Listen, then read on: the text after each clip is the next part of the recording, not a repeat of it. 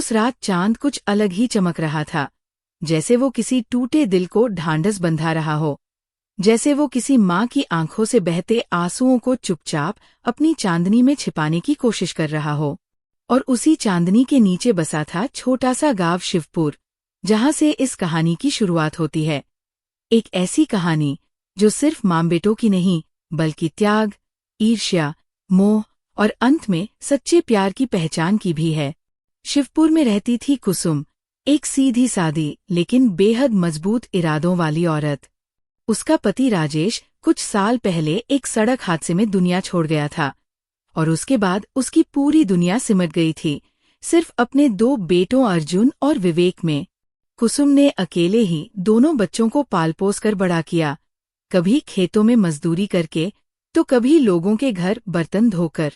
उसके हाथों की लकीरों में शायद आराम लिखा ही नहीं था, लेकिन उसके माथे की बिंदी में हमेशा एक उम्मीद चमकती थी। वक्त जैसे तैसे बीतता गया। अर्जुन और विवेक अब जवान हो गए थे।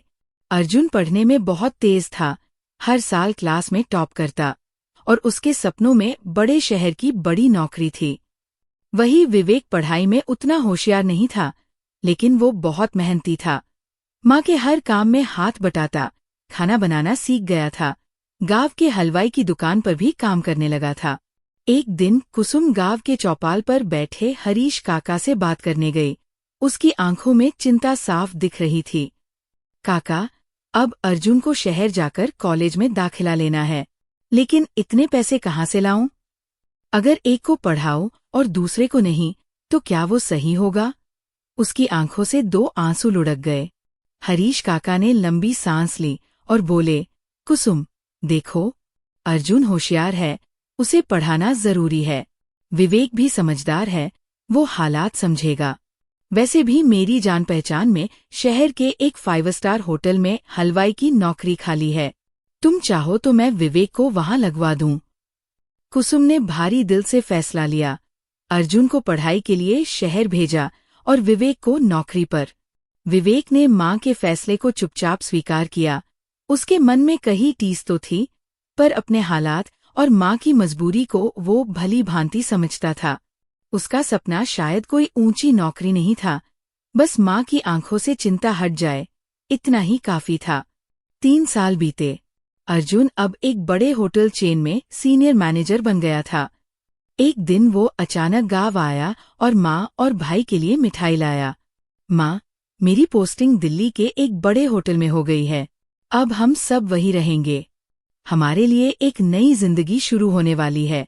कुसुम की आंखें खुशी से भर आईं। विवेक ने भी मुस्कुराने की कोशिश की, पर उसके दिल में कहीं एक हल्की सी टीस उठी। शायद इसलिए नहीं कि उसका भाई आगे बढ़ गया था, बल्कि इसलिए क्योंकि वो पीछे ही रह गया था। कुछ महीनों बाद कुसुम और विवेक भी दिल्ली आ गए। अर्जुन ने एक बड़ा सा फ्लैट किराए पर लिया था। एक दिन अर्जुन ने घर आकर कहा, माँ, कल मेरे बॉस डिनर पर आ रहे हैं। मैंने उन्हें बताया है कि पूरा परिवार मेरे साथ है। पर माँ, आप बीमार रहती हैं तो खाना कौन बनाएगा? विवेक हंसते हुए बोला, भैया, तुम चिंता मत करो। हलवाई की दुकान पर बहुत कुछ सीख लिया है। ऐसा खाना बनाऊंगा कि उंगलियां चाटते रह जाएंगे। अर्जुन थोड़ी देर चुप रहा, फिर बोला, देख विवेक, मेरे बॉस बहुत बड़े आदमी हैं। वो 5 स्टार होटल के मालिक है। तू बस खाना बना देना, पर जब वो आए तो बाहर मत आना। उनके सामने तेरी वर्दी, तेरे हाथ, सब कुछ। समझ रहा है ना? विवेक कुछ नहीं बोला। दिल टूटा, मगर चेहरा शांत रखा।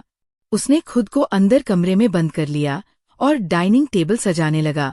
हर नैपकिन, हर प्लेट, हर ग्लास पर उसने वो ध्यान दिया जैसे वो कोई सामान्य रात का खाना नहीं, बल्कि जिंदगी का सबसे बड़ा इम्तिहान हो।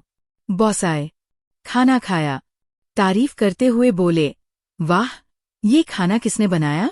होटल जैसा टेस्ट। कुसुम मुस्कुराते हुए बोली, मेरे छोटे बेटे विवेक ने। बॉस चौंके, तो अब तक मिलवाया क्यों नहीं? विवेक शर्माते हुए बाहर आया।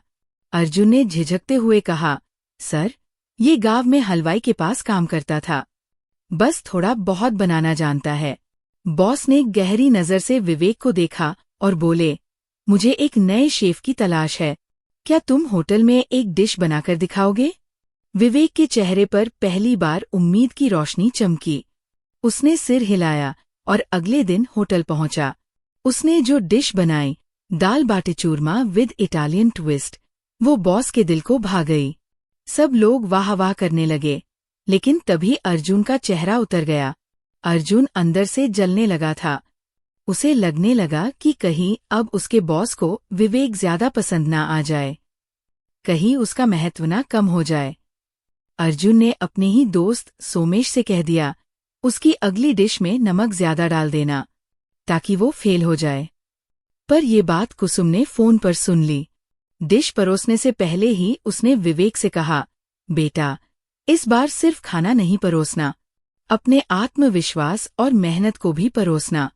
विवेक ने डिश बदली नहीं, बस उस पर प्यार और भरोसे का तड़का लगाया।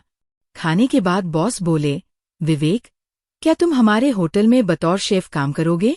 अर्जुन बीच में बोल पड़ा, सर, इसकी कोई डिग्री नहीं है, बस गांव में हलवाई के यहाँ काम करता था। बॉस मुस्कुराए, डिग्री हुनर का सबूत नहीं होती अर्जुन। तुम्हारे भाई में वो है जो बहुत कम लोगों में होता है, सच्चा स्वाद और दिल से काम करने की कला। कुसुम की आंखें फिर भर आईं। अर्जुन को अपनी गलती का एहसास हुआ। वो रोते हुए बोला, माफ कर दे विवेक, मैंने तुझसे जलन की, बस डर गया था कि कहीं तू मुझसे आगे ना निकल जाए।